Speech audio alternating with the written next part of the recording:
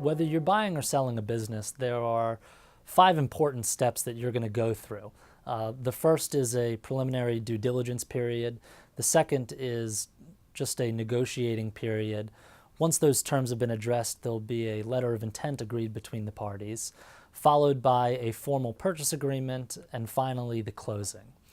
The due diligence, the buyer is going to obtain financial statements, tax returns, material contracts, and anything else that may be important, including the commercial lease of the business.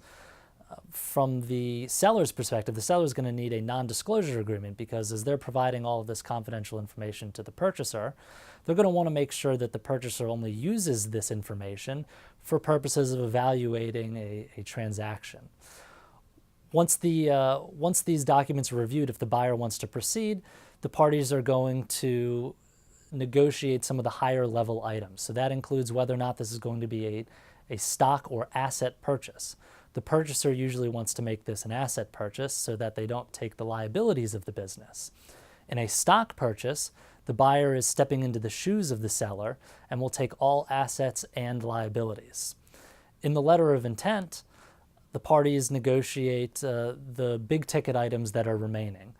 Once this happens, the purchase agreement, usually prepared by the buyer's attorney, is going to be negotiated in detail between the parties.